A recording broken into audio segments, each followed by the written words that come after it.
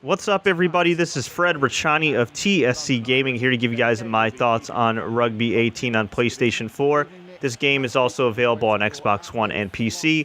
It was developed by Echo Software, distributed by BigBen Interactive, and I do not have high hopes for this game because it is the sequel to the much maligned Rugby 15 from a few years back that was universally panned.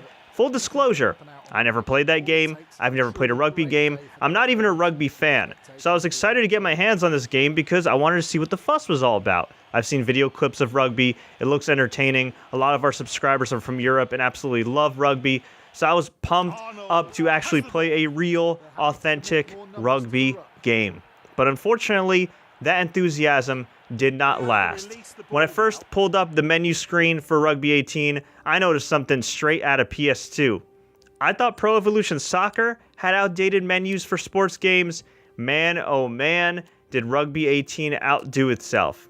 Now, as far as content-wise, you have a few different options. You have local play, online play, weekly challenges, My Squad, which is very similar to My Team in EA Sports titles or My Club in PES, and you have the career mode. And I gotta say, they don't really differ that much from each other. The premise is simple. You pick your team, you play some games, you may deal with some game-breaking glitches, and you go from there. In terms of leagues and team selections, you've got plenty to choose from. You have teams from Aviva Premiership Rugby, Pro 14, and a number of national teams. But that's where kind of the fun stops, because when you actually play the game, you'll see that it's not really user-friendly at all. If you're somebody that's coming in cold, has never played a rugby video game, or is not familiar with the game of rugby at all, this game does not do a great job of educating you. In fact, I think it does the minimum required to educate you about what's a ruck, what's a try, what's a kick, so on and so forth. They do have some in-game prompts when you're playing this game if you want to set the tutorials option to have it pop up whenever you're playing the game. But the problem with this is it froze my game multiple times to the point where I had to exit, or I had to just simply turn off my freaking PS4 and then turn it back on, which of course is never convenient. And this occurred even after I downloaded the patch at launch, which is very disappointing itself. As for the gameplay within the actual game modes, man, there's a whole lot of rucking. Scoring comes at a premium. I did try to play around with the difficulty settings, but the AI was just pretty damn difficult. When I did finally make a try or make a successful kick, it was awesome, but I felt like it was way too hard. I'm somebody that's not a huge soccer fan, not a huge hockey fan, but I've played multiple hockey and soccer sports games on Xbox One, PS4, PC. I've been able to do tutorials and everything, and eventually I got the hang of it, but for whatever reason in this game, it just made it difficult. The overemphasizing of rucks was just frustrating. A ruck, another ruck. Hey, let's do another ruck. The AI was really difficult at times. Other times it was super easy. There was a lot of inconsistency, even with being on the same difficulty level.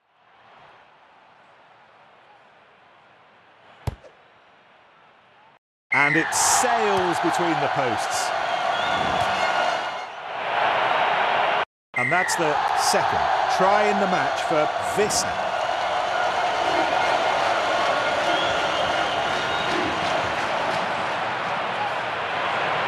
In terms of the game modes, other than local play and online, they're pretty much similar. The only difference is in my career mode, you essentially just play in your career, play a bunch of dull games, hopefully don't get any game-breaking glitches, and eventually get to the promised land. When you get to My Squad, it's very similar to Ultimate Team in EA Sports games. If Ultimate Team had the most un-user-friendly interface possible and was dull as hell. And boy, this was dull to the point where I just said, you know what? I'm tired of doing this. I'm just going to autofill my team and play as that and try my luck to, well, mixed results. Believe me, I really wanted to like this game. I was very excited to try it, but unfortunately at the end, I felt pretty damn underwhelmed. So what's the verdict? Graphically, I have to give this game a 4 out of 10. These graphics look like they're from a previous generation. These menus look like they're from a previous generation. I not only had frame rate issues, but I had audio buffering issues, which was just not cool and completely unacceptable for a game in 2017. Gameplay, I give this game a 4. Not user-friendly at all. It is very difficult to score points.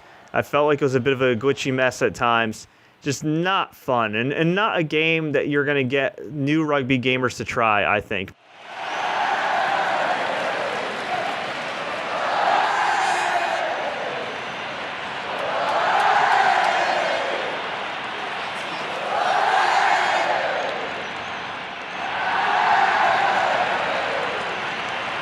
Content, I give this game a 4.5. This is literally the bare minimum a sports game should have in 2017, and it's not all that great. The modes, other than My Squad, don't really differ from each other, and the gameplay itself does get repetitive, as I mentioned before, especially with the constant emphasis on rucking. Overall, TSC Gaming gives Rugby 18 on the PlayStation 4 a 4 out of 10. Here's hoping that one day, just one day, rugby fans will get a video game that they truly deserve. For more information on Rugby 18, in-depth game reviews, let's plays, news updates, and everything in between, please subscribe to TSC Gaming. Don't forget to enable notifications. If you enjoyed this review, please click the like button. Please share this with all your friends. And until next time, everybody, as always, enjoy the games.